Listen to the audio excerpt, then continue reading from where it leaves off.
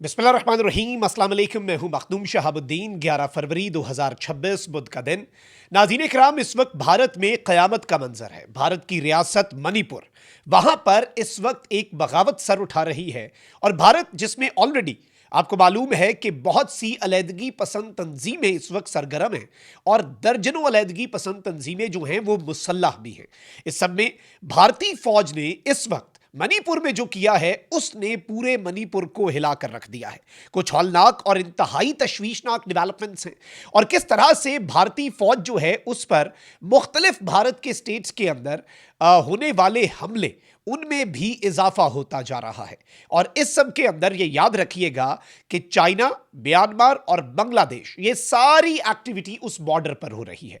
भारत ने इससे पहले म्यांमार के अंदर कुछ स्ट्राइक्स भी की और जो नागालैंड और दीगर जगहों के हवाले से भारत की अलैदगी पसंद तंजीमें हैं उनमें भी भारतीय फौज पर, आसाम राइफल्स के यूनिट्स पर कुछ बहुत बड़े अटैक्स जो हैं वो इससे पहले भी हुए हैं in the past few weeks. और इस वक्त सूरत हाल जो है वो आपके सामने रख देते हैं ताकि मंजरनामा जो है वो आपके सामने क्लियर हो जाए। लेकिन उससे पहले अगर अभी तक आपने इस वीडियो को लाइक नहीं किया, लाइक जरूर कर दें। आपको मालूम है कि हमारे इस चैनल को भारत, अफगानिस्तान और पाकिस्तान मुखालिफ मुतअद्दिद अकाउंट्स की तरफ से रिपोर्ट किया जा रहा है। इस रिपोर्टिंग का असर जाहिर इस तरह से होगा कि आप इस वीडियो को लाइक करें, एक के बजाय ज्यादा से ज्यादा कॉमेंट्स करें और अगर हो सके तो इस वीडियो को आपने मुख्तलिफ व्हाट्सएप ग्रुप्स के अंदर शेयर भी करना है। नाज़रीन इकराम, इस वक्त दुनिया की सबसे ज्यादा अलैदगी पसंद तहरीकें भारत में चल रही हैं। 14 रियासतों में 21 बड़ी और 53 छोटी आजादी की तहरीकें बहुत तेजी के साथ आगे बढ़ रही हैं। अलबत्ता भारत पूरी दुनिया को या सिर्फ मकबूजावादी और उसमें पाकिस्तान का रोल दिखा देता है या फिर भारतीय पंजाब के अंदर खालिस्तान, और भारत उसके अलावा जो असल अलैदगी पसंद तंजीमें दर हकीकत भारत को टफ टाइम दे रही हैं और जो आज़ादी चाहती हैं भारत से जो रियासतें, उन रियासतों को भारत छुपाने की कोशिश करता है।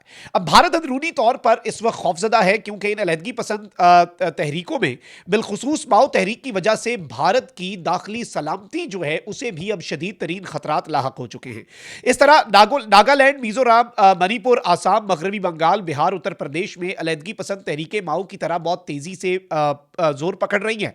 बल्कि इसी तरह से इस वक्त नक्सल बॉडी मूवमेंट मगरबी बंगाल, बिहार, उत्तर प्रदेश के 3 बड़े सूबों को अपनी लपेट में ले रखा है। भारतीय तजियाकारों के मुताबिक मौजूदा भारतीय हुकूमत की इंतहा पसंदाना सोच की वजह से इन तहरीकों में तेजी आई है। वो जो एक नफरत की सियासत को परवान चढ़ाया गया, वो जो एक बीज बोया गया, वो नफरत का एक तनावर दरख्त है और अब वो मोदी सरकार को भी और भारत को भी और भारत का जो नक्शा है उसे भी वो नफरत का तनावर दरख्त जो है वो खा जाएगा।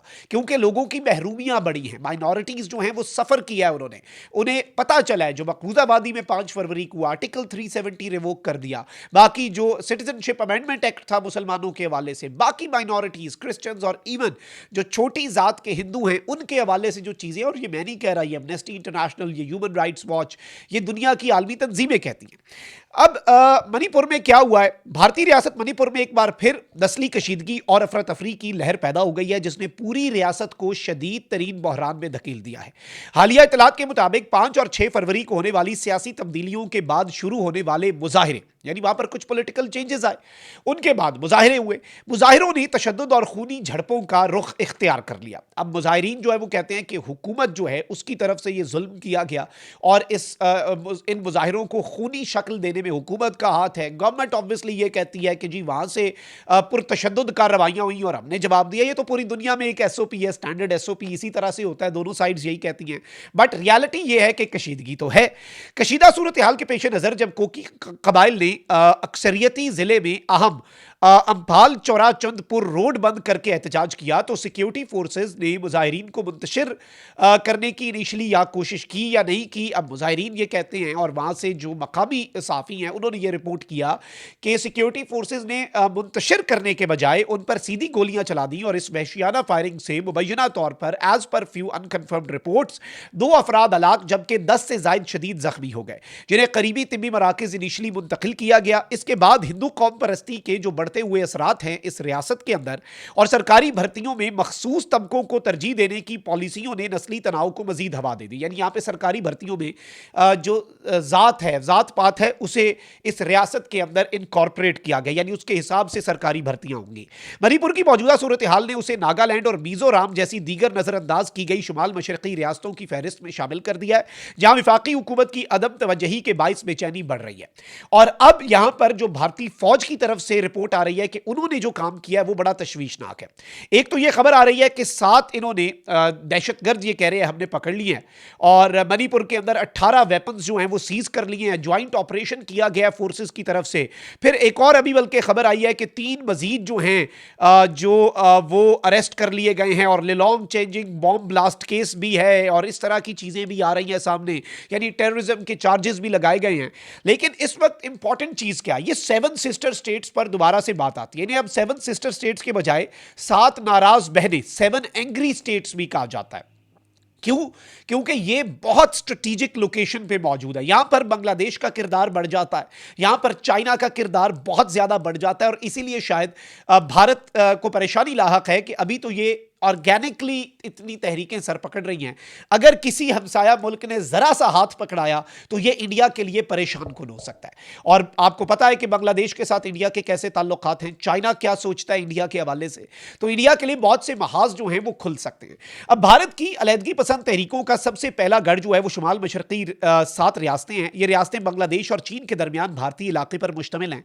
इन 7 रियासतों को 7 नाराज बहनें अब कहा जाता है और इनकी तहरीकों को सबसे ज्यादा खतरनाक और मुतवक्के अलहदगी पसंद रियासतें इसलिए भी तस्वुर किया जाता है कि ये एक दूसरे से 7 रियासतें जुड़ी हुई हैं और 7 रियासतें जो हैं वो कमोबेश भारत से नाराज हैं। ये रियासतें भारत की एक इंतहाई सरहद पर हैं, यानी एक्सट्रीम जो बॉर्डर होता है उस पर हैं, यानी जहां भारत का सरहदी इलाका खत्म हो जाता है।